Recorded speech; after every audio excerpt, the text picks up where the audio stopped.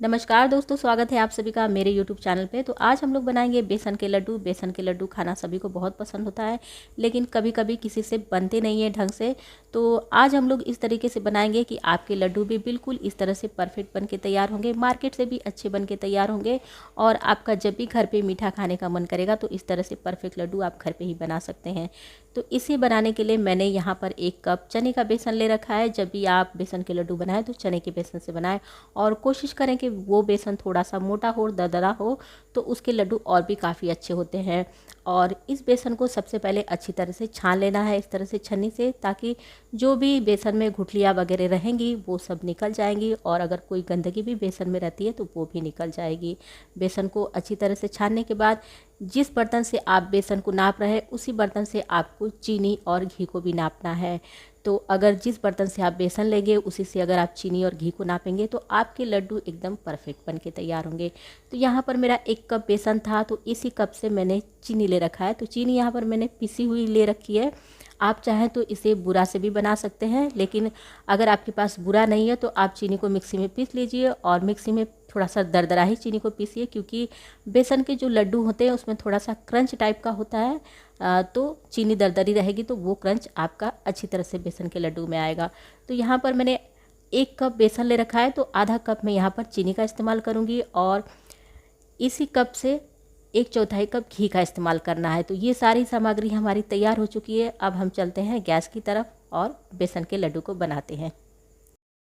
सबसे पहले गैस को मीडियम फ्लेम पर खोलेंगे और उसके बाद उस पर एक मोटी तली की कढ़ाई रख देंगे। तो जब भी आप बेसन वगैरह के लड्डू बनाइए तो मोटी तली कढ़ाई का इस्तेमाल करिए, ताकि बेसन जलने का डर नहीं होता है उसमें। जब आपकी कढ़ाई गर्म हो जाए तो फ्लेम को एकदम धीमा कर देना है। धीमी आंच पर आपको उसमें 2 चम्मच के करीब घी डालना है। तो घी आपको इकट्ठा नहीं डालना है, थोड़ा थोड़ा करके घी डालना है। और चम्मच मैंने वही लिया है जो घर में हम लोग इस्तेमाल करते हैं चाय वगैरह बनाने के लिए, ताकि आपको समझने में आसानी रहे। तो सबसे पहले 2 चम्मच इसमें घी मैंने डाला है, और जो बेसन हमने छान के तैयार किया था उसे डाल दिया है। अब इसे लगातार धीरे धीरे चलाते हुए पकाना है, हल्का सा रंग बदलने तक। बेसन को लगातार चलाते हुए धीमी आंच पर भूनना है, और इस तरह से स्पैचुला से चलाते हुए इसमें जो गुठलियाँ हैं उन्हें दबा दबा कर तोड़ते भी जाना है।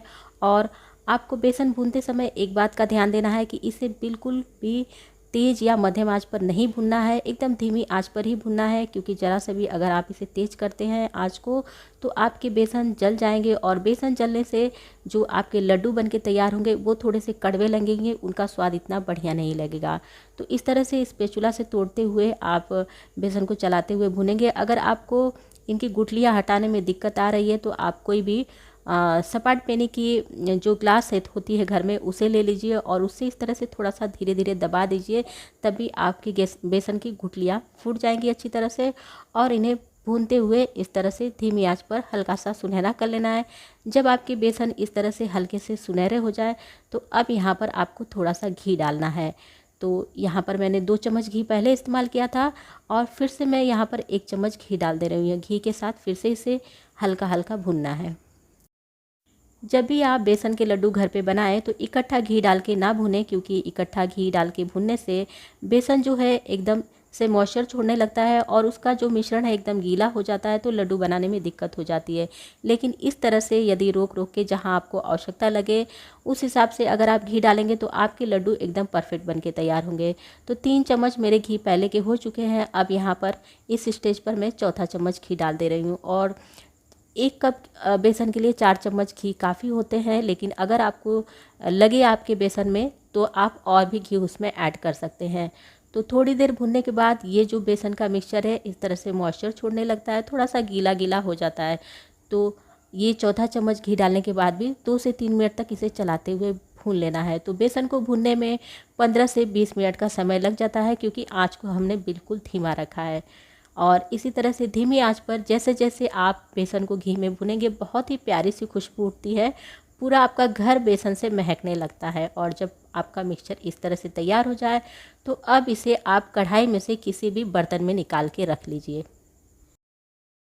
तो यहाँ पे आप देख सकते हैं कि बेसन के लड्डू के लिए किस तरह का मिक्सचर तैयार करना चाहिए। जब आपका भी मिक्सचर बिल्कुल इस तरह का तैयार हो जाए तो आप कढ़ाई में से इसे किसी भी बर्तन में निकाल लीजिए, क्योंकि ये मिक्सचर काफ़ी गर्म है, इसे हल्का सा ठंडा होने देना है। तो बहुत ज़्यादा ठंडा नहीं होने देना है। जब ये मिक्सचर हल्का हल्का गर्म रहे तभी आप इसमें थोड़ा सा इलायची पाउडर टेस्ट के अकॉर्डिंग डाल दीजिए। इलायची का पाउडर डालने से काफ़ी अच्छा टेस्ट आता है लड्डू में। और जब आपका मिश्रण गर्म ही रहे तभी इसमें चीनी मिलानी है, तभी आपके लड्डू बनेंगे। ऐसा ना हो कि आपका मिश्रण ठंडा हो जाए। मिश्रण ठंडा होने के बाद अगर आप चीनी डालते हैं तो लड्डू अच्छी तरह से बनेंगे नहीं। तो यहाँ पर मेरा मिश्रण थोड़ा थोड़ा गर्म है, इसी में मैं इलायची के पाउडर को और चीनी को डाल दे रही हूँ। और ये मिश्रण काफ़ी गर्म है अभी, तो मैं इसे चम्मच से मिला ले रही हूँ। और चम्मच से मिलाने के बाद इसे हाथों से अच्छी तरह से मिलाना है। और हाथों से मिलाने के बाद आप इसे मुट्ठी में उठा के देखिए। अगर इस तरह से मुट्ठी बंध रही है तो आपका मिक्सचर एकदम बढ़िया है। और अगर इससे गीला है तो इसे थोड़ी देर के लिए ठंडा होने दीजिए। ठंडा होने के बाद ये अच्छी तरह से बंधने लगेंगे। और अगर आपके मिक्सचर थोड़े से सूखे सूखे लग रहे हैं, लड्डू नहीं बन रहे हैं, तो आप यहाँ पर 1 चम्मच घी का इस्तेमाल कर सकते हैं। और यहाँ पर देखिए मेरा जो मिक्सचर है एकदम परफेक्ट तैयार है। बिल्कुल भी इसे ठंडा करने की ज़रूरत नहीं है या फिर इसमें घी मिलाने की ज़रूरत नहीं है। और इस तरह से जितना छोटा बड़ा आपको लड्डू बनाना है उस हिसाब से मिक्सचर हाथ में उठाइए और इस तरह से अपने हथेलियों के बीच में थोड़ा थोड़ा सा गोल कर दीजिए, हल्का सा दबाते हुए। तो आपके लड्डू एकदम अच्छे बन के तैयार होंगे। तो यहाँ पे आप देख सकते हैं कि एक लड्डू मेरा कितना परफेक्ट बन के तैयार हुआ है। बिल्कुल मार्केट की तरह लग रहा है देखने में। बिल्कुल इसी तरह से सारे लड्डुओं को बना लेना है। तो अगर आप भी मेजरमेंट का ध्यान देकर और गैस की आंच का ध्यान देकर भूनते हुए पकाते हैं तो आपके लड्डू भी बिल्कुल इस तरह से बनेंगे या फिर इससे भी अच्छे बन के तैयार होंगे। अगर आप भी इस तरह से अपने नाप का ध्यान रखते हुए बेसन के लड्डू को बनाते हैं तो आपके बेसन के लड्डू बिल्कुल भी नहीं बिगड़ेंगे, बहुत ही अच्छे और बहुत ही प्यारे बन के तैयार होंगे।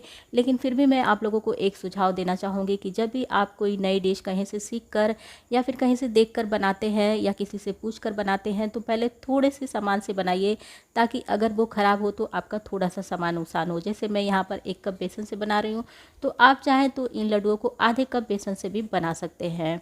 और जब आपका पहली बार अच्छा बन जाए तो आप दोबारा ज़्यादा से भी उसे बना सकते हैं। और इसी तरह से सारे लड्डुओं को बना लेना है। जब ये लड्डू आप तुरंत खाएंगे तो एकदम थोड़े से नरम से रहते हैं, मुंह में घुल जाने वाले रहते हैं। लेकिन आप इसे आधे से 1 घंटे के लिए अगर रख देती हैं तो थोड़े से कड़े हो जाते हैं, जो कि देखने में भी काफ़ी अच्छे लगते हैं। और जैसे मार्केट से हम लोग खरीद के लाते हैं बेसन के लड्डू, बिल्कुल उस तरह के बन के तैयार होते हैं। तो ये लड्डू हमारे एकदम बिल्कुल बन के तैयार हो चुके हैं। और यहाँ पर मैंने इसे रख दिया था 1 घंटे के लिए सेट होने के लिए। और इस लड्डू को थोड़ा सा बाज़ार वाला लुक देने के लिए मैं यहाँ पर ये लड्डू पेपर का इस्तेमाल कर रही हूँ। और ये लड्डू पेपर किसी भी किराना शॉप पे बड़ी आसानी से मिल जाता है। इसको लगाने से थोड़े से लड्डू अट्रैक्टिव लगेंगे, देखने में प्यारे लगेंगे। या फिर आप चाहें तो इसके बिना भी अपने लड्डुओं को खा सकते हैं। लड्डुओं के टेस्ट में कोई अंतर नहीं आएगा, बस इसे देखने में सुंदर बनाने के लिए मैंने इस लड्डू पेपर का इस्तेमाल किया है। तो उम्मीद है कि आप लोगों को ये वीडियो पसंद आई होगी। अगर ये वीडियो आप लोगों को थोड़ी सी भी पसंद आती है तो वीडियो को लाइक, शेयर और नीचे कमेंट करना बिल्कुल भी ना भूलिए। और अगर चैनल पर नए हैं, मेरी और भी ऐसी ही प्यारी प्यारी और आसान रेसिपी देखना चाहते हैं तो प्लीज़ चैनल को सब्सक्राइब कर लीजिए। तो मैं आप लोगों से मिलती हूँ फिर किसी ऐसी ही प्यारी सी और आसान रेसिपी के साथ। तब तक के लिए नमस्कार।